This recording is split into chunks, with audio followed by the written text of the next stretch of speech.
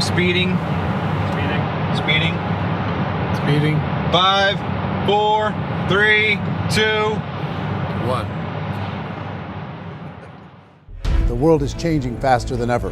What used to take decades is now taking years or even months. What you see right now is the illusion that people have had for many decades about the workplace being this secure place to work the rest of your life. For the first time in the history of our nation, our children will not do as well as us. We've seen our friends get laid off, we've been laid off, we've had our pay cut. People are overworked and underpaid. They seem to have less time and less freedom. They live under constant pressure. This is going to be forced. And so even if your employer loves you, they may have to cut you. There's something wrong that on Monday morning, the heart attack rate increases by 35%. Technology is accelerating, job security is declining. It just doesn't seem like the old models of making a living are as reliable as they used to be. Every aspect of our lives, there's a better way out there, but we're still doing it the old way. We live in the greatest country on the planet, and there are a lot of people sitting around complaining and being cynical. Like everyone's whining about this old model, and I'm like, why don't you leave it? Look at all this over here, look at all this opportunity. Since so much of our lives revolve around our work and the way we make our living, many people are thinking there just has to be a better way. The biggest challenge facing our world today is not making money, is what are we going to do with all the displaced, unemployed people? People are afraid that they're going to make the wrong decision. People are afraid of the unknown. People are afraid that maybe I don't have the skills. Hey, sports fans, industrial age is over. It's dead. It's dying. That's why going to school to get a job is an obsolete idea. A steady paycheck is an industrial age idea.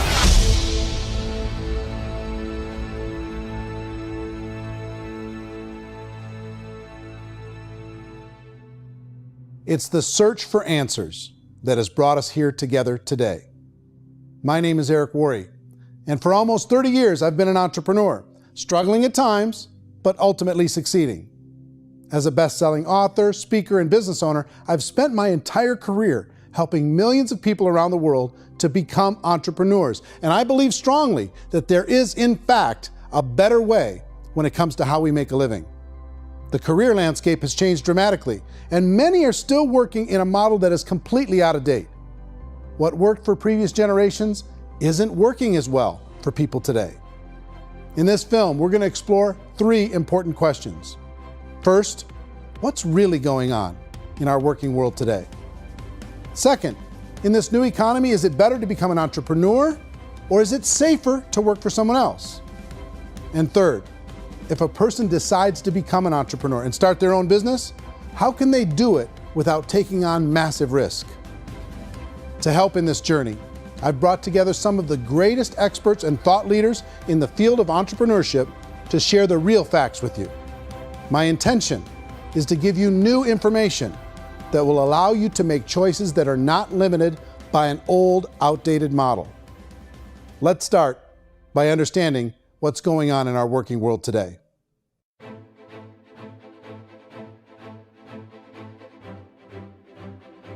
Let's look at unemployment. 30–40% of the people are honestly not working, but would be working. What our government does is if you haven't found a job in 6 months, we don't call you unemployed. We pretend you dropped out of the labor force. I've often said that unemployment, particularly structural unemployment, that's unemployment due to technological changes, is the first sign of economic growth. Think of it, 10 people live on an island. They go out every day and fish. One day, new technology shows up. A missionary brings them a net. Now, using the net, one pilots the boat, one throws the net. 2 fishermen can do all the work 10 used to. That's a 500% increase in productivity, 2 doing the work of 10, in one day. You don't have to learn a lot to learn how to throw a net instead of throw a fishing line.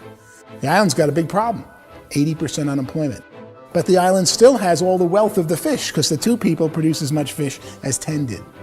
Now, of course, looking back in history, these changes used to take thousands of years. And during that time, we went into farming and transportation. Some of us became doctors and some teachers and lawyers, and we developed all these new professions and new manufacturing jobs. Today, these changes are occurring literally in one day when a new technological advance occurs, and we don't have the social structures to deal with it or to retrain the unemployed people. So one of the things that I think is interesting as I travel across the country and really travel around the world is the way that we work and the way we get paid for work is changing pretty dramatically. On a global basis, everything is being turned upside down because of the rapidly advancing technologies.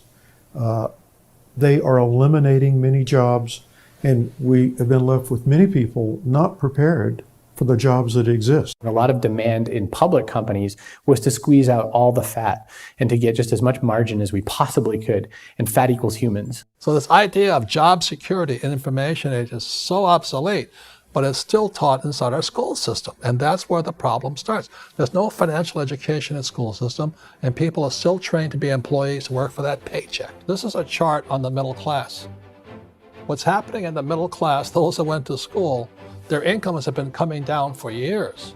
And parents still say to their kids, go to school, get a job. Now what happens to all those middle class people who are dropping off the ends of the chart? Well, they become what's called working poor.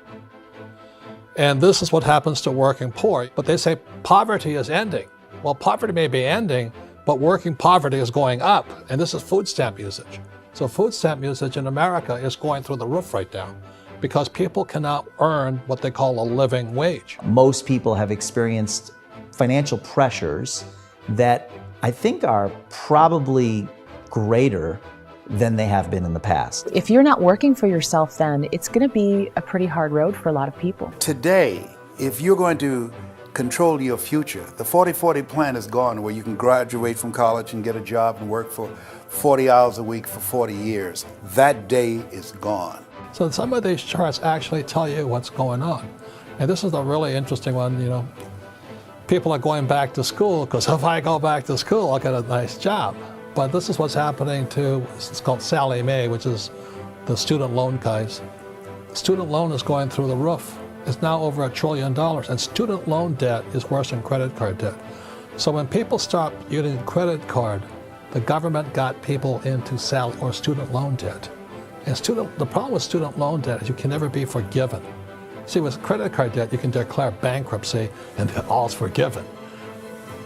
But student loan debt, you can declare bankruptcy, you still owe it. It's the worst of all debt. But this is the next picture. Look at this chart here. This is what's happening to wages of college graduates. It's going down. So you go to college, you rack up all this debt, but you earn less money. Now, that's not that intelligent.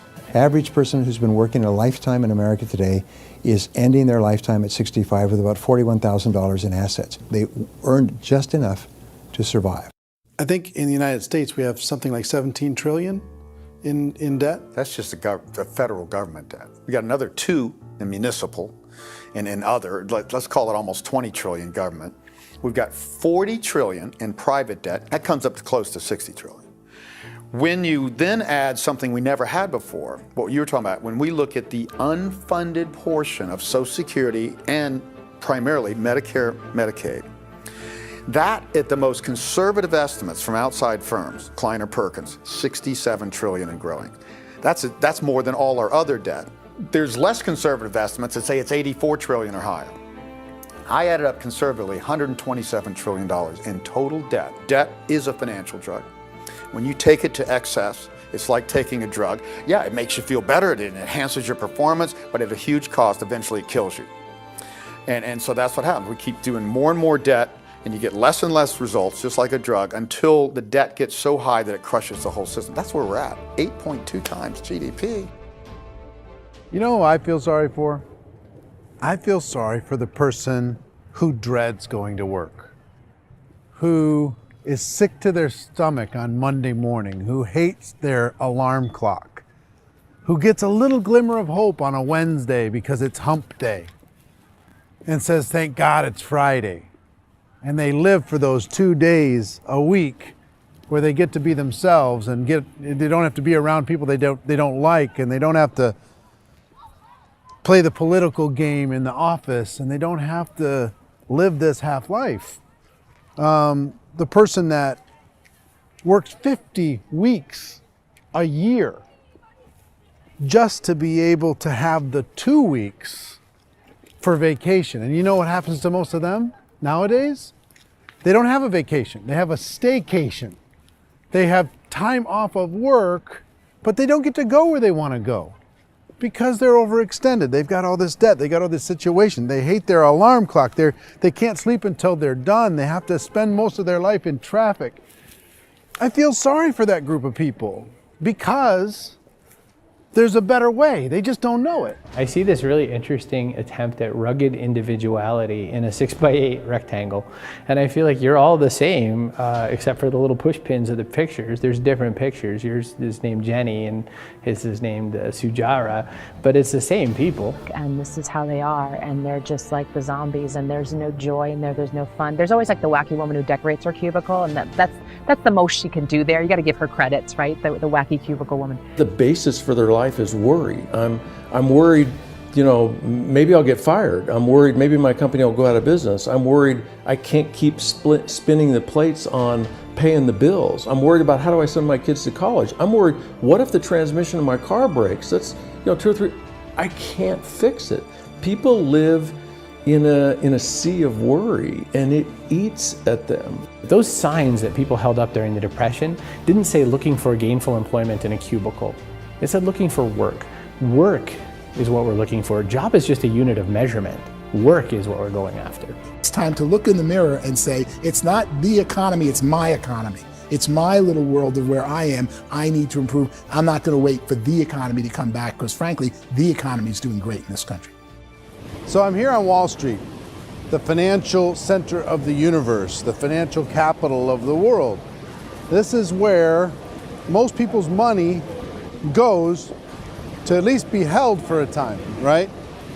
With interest rates in banks being effectively zero, and many experts are predicting it's going to stay at zero for the next 10, 20, even 30 years, people feel like they don't have any choice but to put their future into equities, to put their future into the hands of other people on this stock market, and hope that the stock market goes up, hope that the stocks that their advisors pick or that they pick goes up. That's one way to go, I guess. It's my personal belief that if you put your future into the hands of yourself, in other words, you have earning power by yourself, I think you're a better investment than these guys.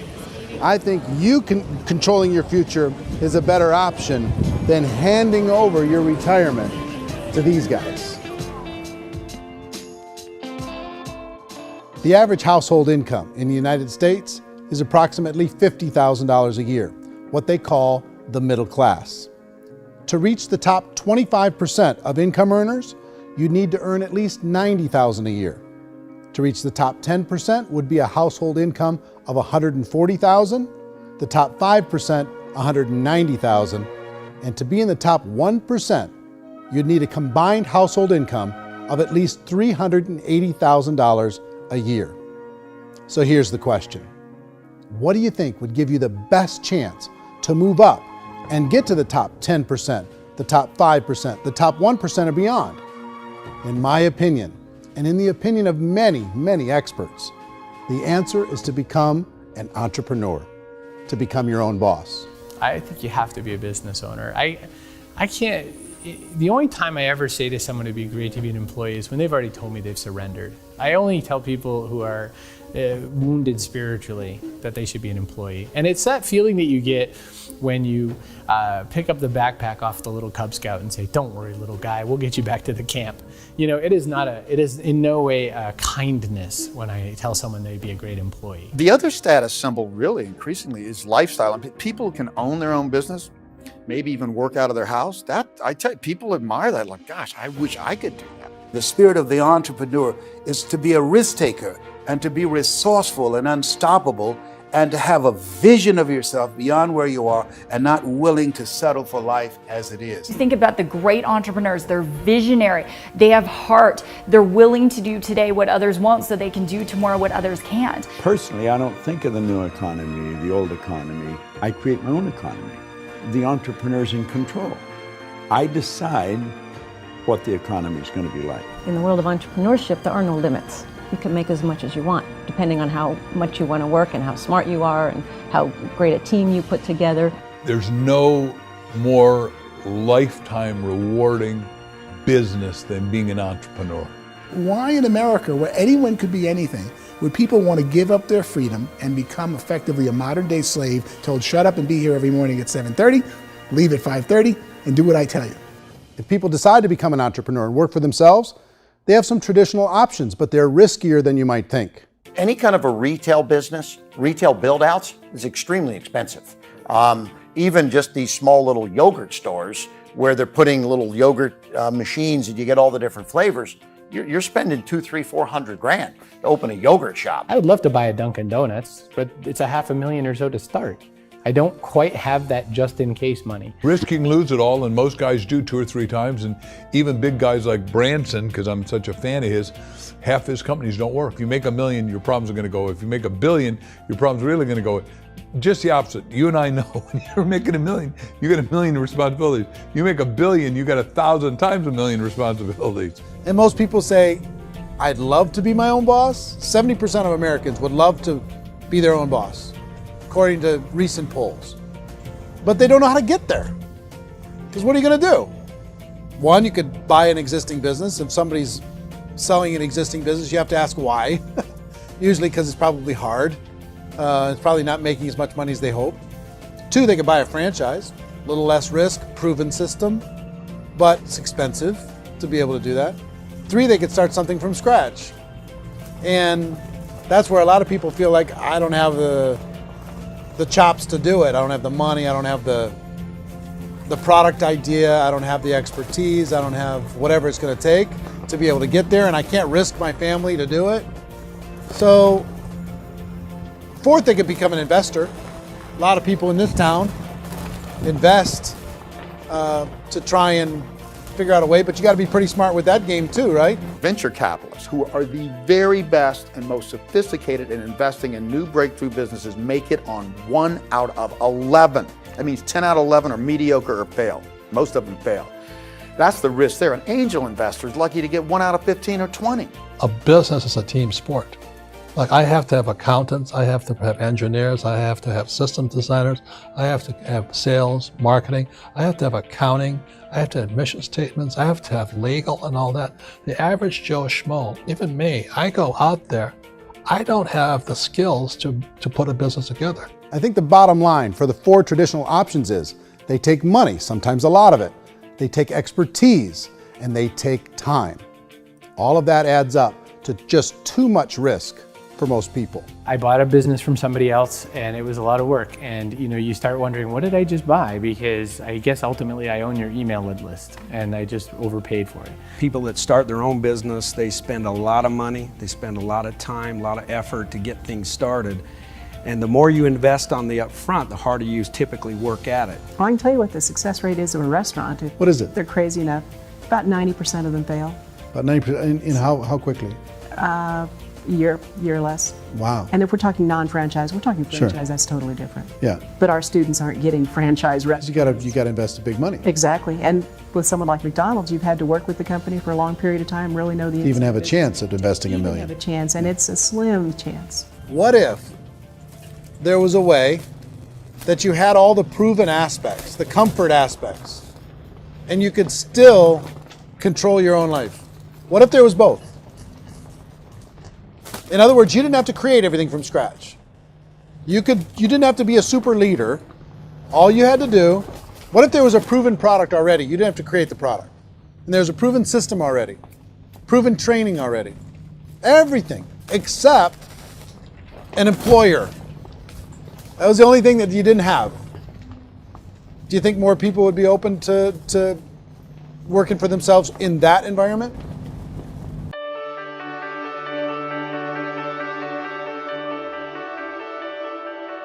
In our search for a better way to make a living, we've come to the conclusion that becoming an entrepreneur is actually safer than being an employee.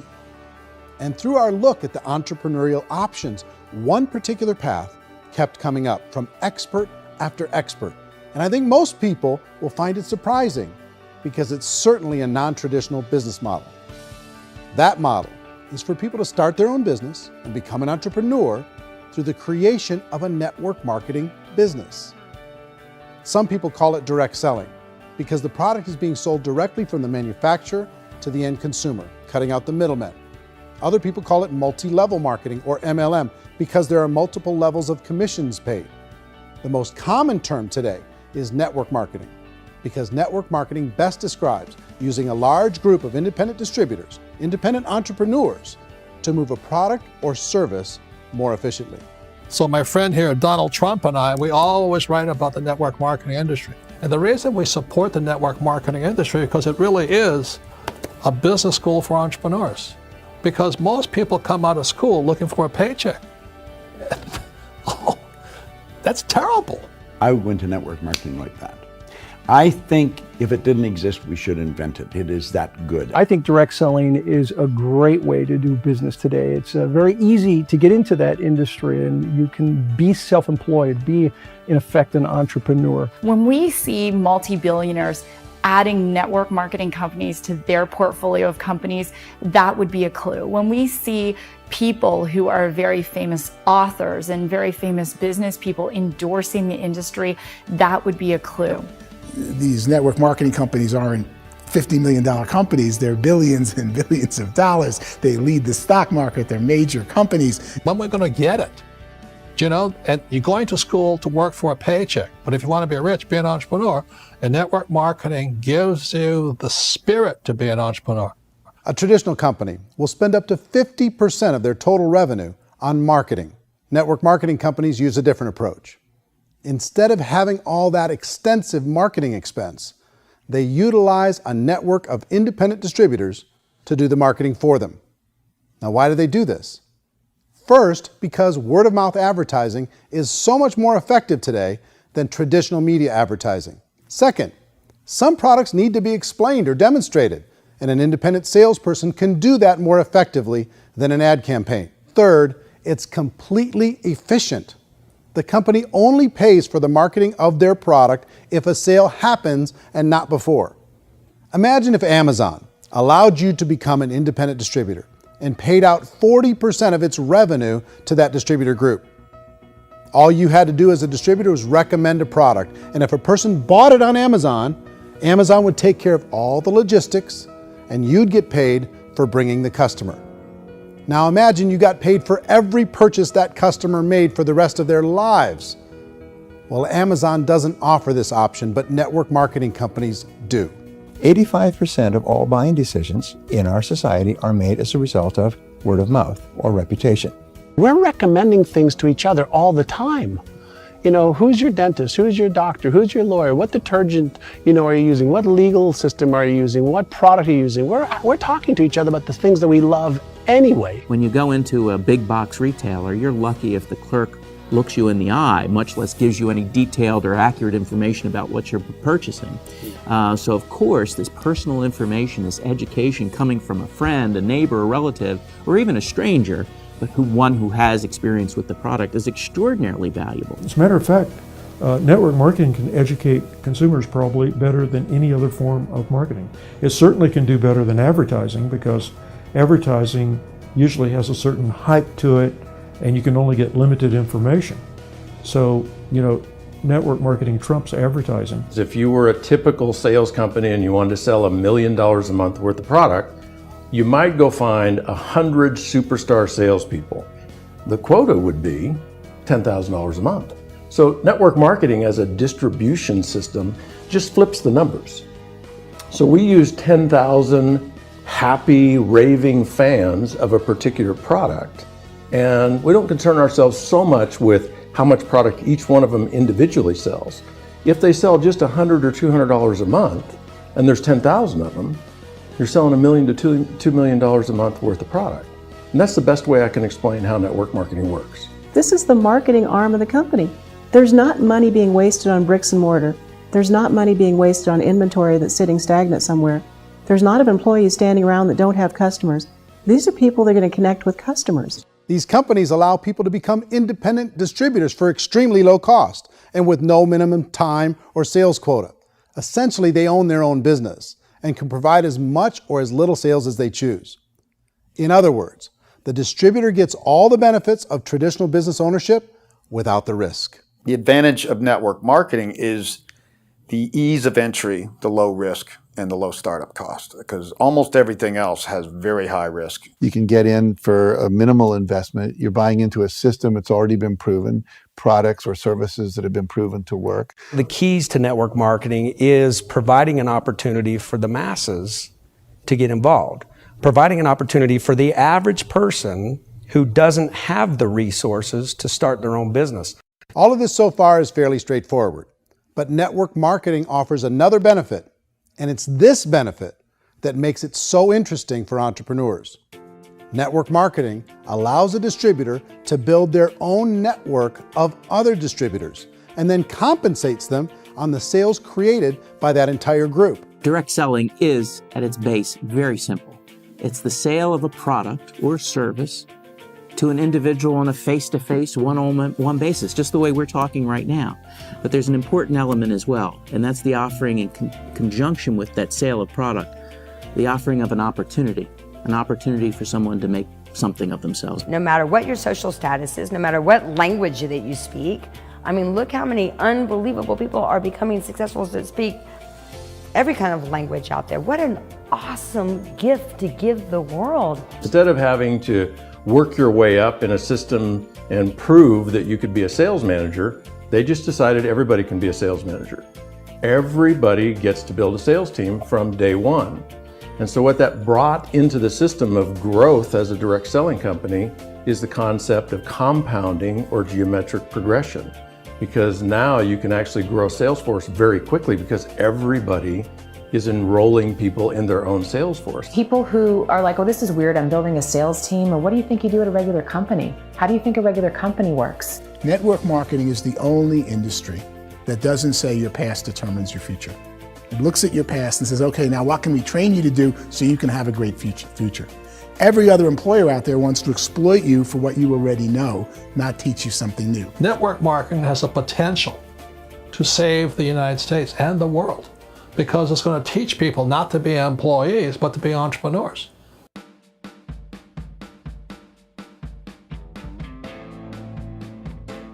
According to the Direct Selling Association, if you add up all the network marketing companies around the world, they combine to do over $178 billion a year in retail sales. To give you an idea of how big that really is, the NFL, the National Football League, does approximately $9 billion a year. The music industry does a little more than $16 billion a year, and the movie industry does about $80 billion a year. Using a conservative average, network marketing companies pay their distributors about 40% of that $178 billion in the form of commissions, which adds up to more than $71 billion a year.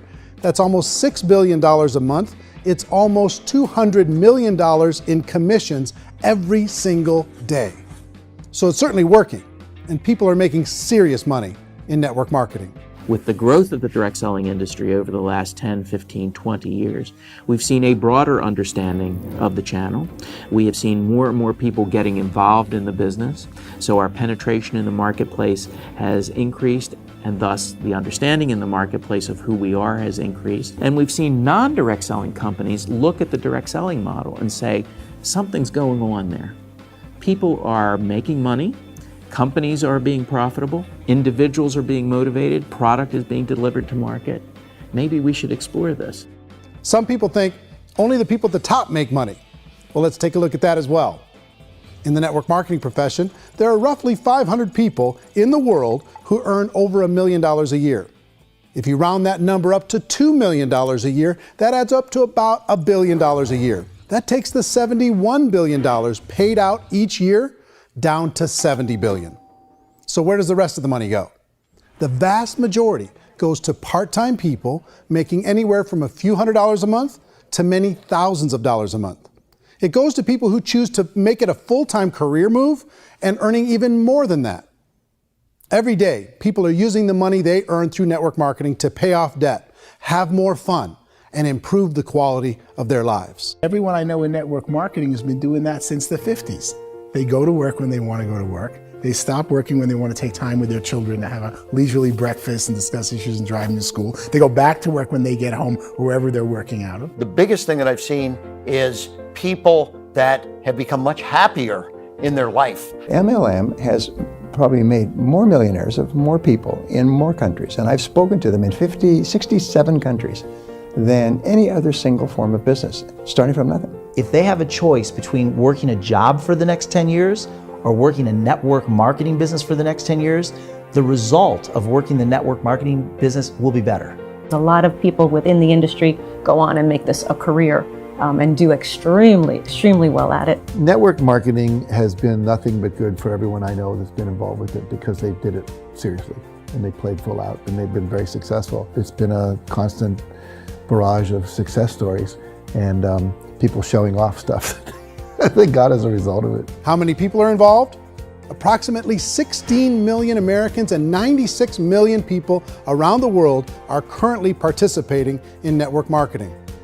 And in a recent poll, 82% of those people report a good, very good, or excellent experience with network marketing. So people are happy.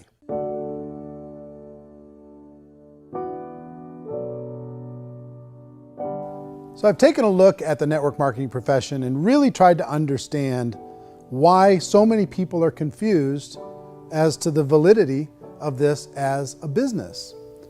One is this pyramid shape. People get really messed up with this pyramid. Oh, it's one of those pyramid things.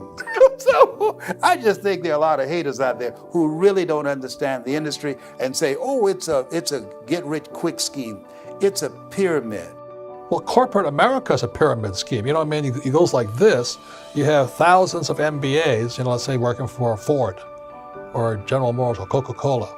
If all these MBAs, they're all trying to get to here, that's a pyramid. Only one guy's going to make it. Every 10 years, one's going to make it. Whereas you look at network marketing, it's like this. So you're here, and your job is to develop other CEOs coming up behind you. So it's an inverse pyramid. In network marketing, it's a very simple concept. If you sell product, you get paid. It is paid based on production. There is no first mover's advantage. There is no investment component where the more somebody spends, the more they're entitled to make. So the two are polar opposites of each other. It doesn't matter what shape the company is or the compensation plan is shaped, whether it's a circle or a pyramid or a triangle or a trapezoid, it doesn't matter. If compensation is coming primarily from recruitment, then you've got a problem. On the other hand, if an operation is basing their compensation to participants on the basis of sales, even when those sales are generated by people you've recruited, well, then you're a perfectly legitimate enterprise. That's the legal test, it's the practical test. Another issue that's been true in the past that is no longer true now is people used to be in network marketing loaded up with products that they couldn't sell and they ended up a loser. They ended up with a bunch of product in their garage, they ended up with a bunch of products sitting in their kitchen shelves or whatever, and they thought they could sell it and then they weren't willing to or able to sell it and they ended up with a bunch of stuff and they were bitter about it. There was this thing called front loading where you had to buy if you bought $25,000 worth of product, you got better commissions and all this. Today, it's almost all done by computer. It's direct mail comes from a warehouse somewhere else. You don't have to have all this inventory. You don't have to stock up. It's a paperless world now. Most of it's done online. You have a back office. It really works. And I mean, the technology has changed everything. Third issue is people start talking about 99% of people in network marketing don't make any money. Well, we've talked about that over the course of this journey together. Almost $200 million a day is being paid out to network marketing distributors around the world. The naysayers, the people who say that it doesn't work, are usually the ones who just don't know how to make it work for themselves. And so they're giving you an opinion, and I tell people, don't confuse people's opinions with expertise, because opinions are free. And don't confuse sincerity with the truth, because people can be sincerely wrong. But here's the reality inside of network marketing. The vast majority of people that get involved in network marketing just become customers, and they get involved to be able to purchase product at a lower price. If you take Costco as an example, if a person goes into Costco and gets a membership to Costco so they can get a lower price on the product, we don't call that person a loser because they have a bunch of product that they walked out with with a smile on their face. Yet when some people want to take a look at network marketing, they say, well, those people, they're just using the product and they aren't earning an income, so they must be a loser. They're not a loser, they're a happy customer. That's the vast majority of people that are involved in network marketing. Now, a smaller percentage of those people decide to go build a business. They earn $300 a month, $500 a month, $1,000, $2,000. That's the bulk of earnings in network marketing. And then there's the few that really decide to take it serious, really decide to build a large network, really work to make that network very, very productive. And those people make huge amounts of money and there's no cap. What I do as an outside economist, just somebody looking at this industry like any other industry I speak and say, look, what's the realities of this? 1% do incredibly well. 10% generate some additional income at pretty low risk and effort. That's not, and 90% of people roughly end up customers. One thing that I think is real when it comes to people's perceptions about network marketing is people put this, and distributors, I think, involved in network marketing have some responsibility for this. They have sometimes unrealistic claims about the product or about the income. Most people who become distributors, they want the money, they want to be successful, but they don't have the skills. They don't know what to do. And when people don't know what to do and they're in a new business, they're scared. And when they're scared, they panic and desperation kind of sets in. So they think everyone they talk to has to get in. So if I talk to you and you say, well, no, I don't have time to do that, they're like, no, I need you. You have to do this or I won't be successful. So I start clawing on you. I start that desperation. So then I start making claims about the product, which are not appropriate, probably not even true. Or I start saying, oh, let me show you how you can make all this money and you don't have to do anything, Erik. And so you just totally misrepresent the opportunity, and you're clingy with people because you think you need everybody to be successful, and you don't. You know, one of the messages that I try to deliver most forcefully to companies as well as salespeople in direct selling is that you don't have to overpromise. The reality is in network marketing, there's a lot of hard work involved. There's a lot of effort. You're going to have to develop yourself. It's a business like anything else. It's going to take some time, but in my opinion, it's better.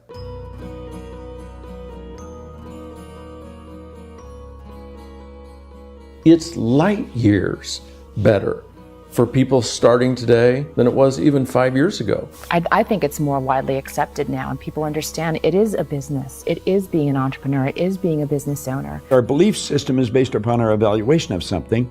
And frequently, if we reevaluate a situation, our belief about that situation will change. The industry has changed and it's grown up. It's totally transformed. You've got young people today that have grown up with social media, and they understand networks. They understand how people are connected through technology, and they understand how money flows through those networks.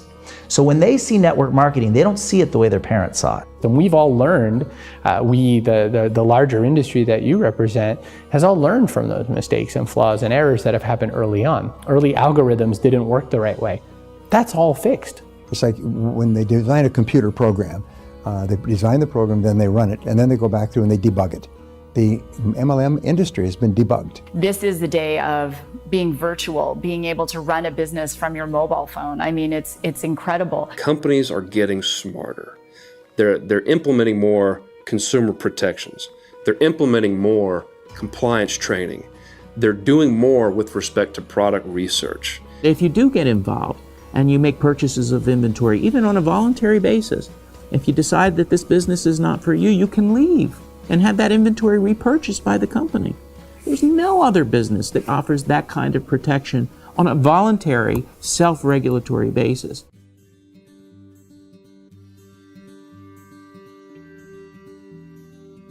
If you decide to look further into a network marketing business in order to generate more cash flow for your family, I would recommend reviewing the following 4 elements. First is the product or service. And on the product or service, I would ask 5 important questions. 1, do you like it? Is it something you would feel comfortable sharing with others? 2, is there a recognized need in the marketplace? It's hard to create a need if one isn't naturally there. 3rd, does the product meet that need? Does it solve a legitimate problem for consumers? And 4th, is it priced to sell? Can it compete in the marketplace? And fifth, is it priced for profit? Is there enough margin for the company and the distributor to be able to generate income for the long term? If you can answer the questions on the product to your satisfaction, the next element to consider is the company itself. Is it well run? Do you believe in the founders or the management team? Do you feel they have what it takes to go all the way? See, it doesn't matter how good the product is if the management can't take care of the company. Good management can change with the times. They can handle adversity. They can make good decisions. Make sure you choose a company that can serve you for a long time. The third element to consider is the compensation plan. And with that, there are 3 important things to look at. First, a brand new person needs to be able to generate some money fairly quickly. It may be an obvious reason, but you can probably imagine the ripple effect of a distributor getting involved and having even a small victory fast. That can only help with the overall success of the organization. Second, a person should be able to develop a moderate part-time income in a reasonable period of time. As they develop their network and as their sales grow, they should be able to enjoy more benefits. And third, for the people who are really serious, for those who decide to really go pro in the network marketing profession, there should be the possibility to make a serious full-time income if they work hard and are committed to developing their skills. If you're comfortable with the product, the company, and the compensation plan, the last thing you should look at is the support that will be made available to you. Does the company have a website? Does it have a solid online reporting tool? Do they have comprehensive training available? Do they host events to help you build your business? If you decide to do this, what kind of a support system can you plug into? Choosing a network marketing company is a personal decision. But evaluating the 4 elements of product, company, compensation plan, and support is a great place to start. Is the company promising that you're going to get rich quick or that you can make a lot of money without a lot of effort? That's a red flag. Is there a product that you really believe in that you think can be sold? Or are you being told by salespeople or the person who's trying to recruit you or by the company itself that don't worry about the product, all you have to do is recruit other people into the business? Red flag, warning sign. If you're hearing that, take a second or even a third look. Get to know the customers, the products, the business, have some success, and see where the opportunities might take you to move up in the organization. You want to find out how concerned are they about my education, my training, and my development? Is there a space for me to grow? Most important question. Learn everything that you can about the product. Make sure it's something that you believe in, and learn everything you can about the industry and work that system. You have to be very passionate about whatever that company is doing. I would get involved. You can always test drive anything, the product, the service, the community, and then lean into it a bit. If it feels good, then lean into it a lot. Behind me is the Lincoln Memorial. And this is a place where Martin Luther King Jr. had his famous "I Have a Dream" speech. And at that speech, he talked about his dream for equality for everyone around the world, and that's a noble dream. But I think more people need to remember what it was like when they were kids and the dream was still alive in them. Before it got beaten out of them by reality, by this paycheck, by these responsibilities, and by having to live for this job to pay the bills. I think people need to remember that, go back to that. Once they know that there's a better way, I think their future is going to be much brighter. They can live a better life.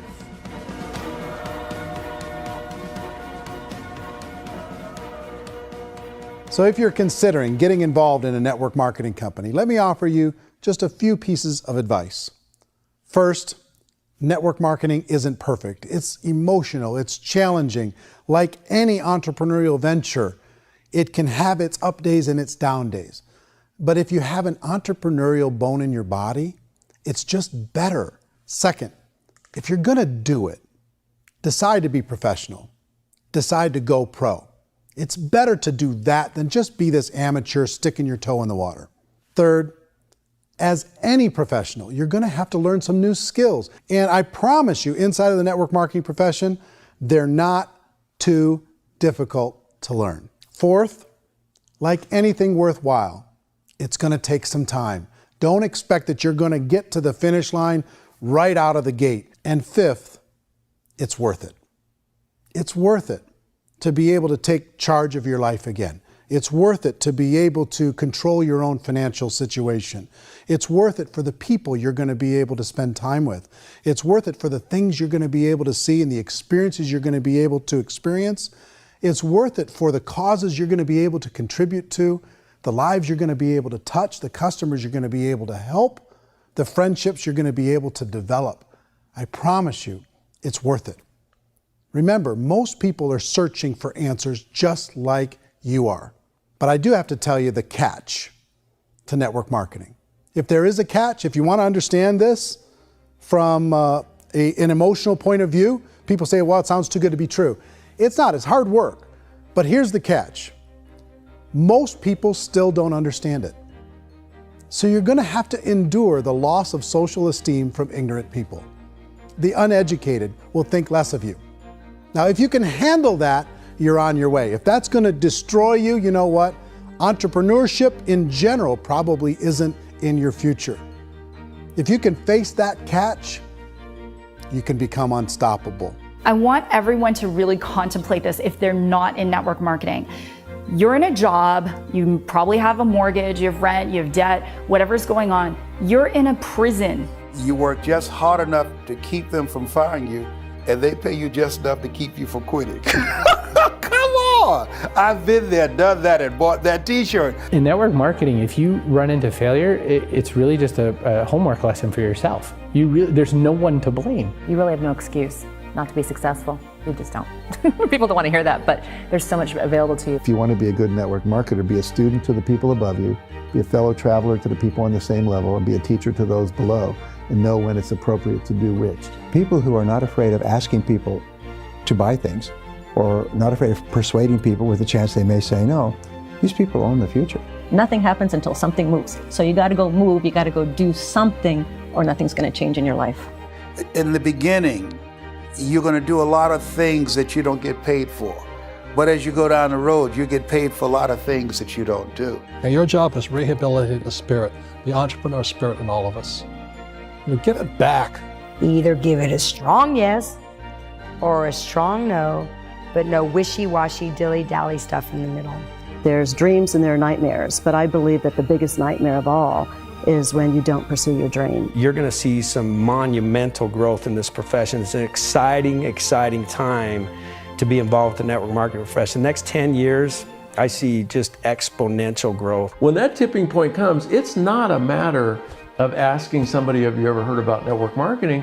You're really asking them, which company are you building your wealth in? We are here to fix the world, to improve relationships with other people, to improve other lives.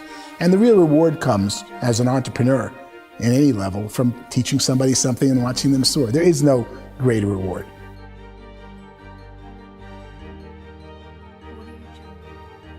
Life's too short to spend it living someone else's dream instead of your own. It's too short to spend it living at a fraction of your potential. Can being an entrepreneur be a challenge at times? Sure. But here's what you get in exchange. It can be yours. Something that you built, something that you created, something that you made happen. This balloon represents your dream. It represents entrepreneurship. My wish for all of you is that you would reach out and grab it. The choice is up to you.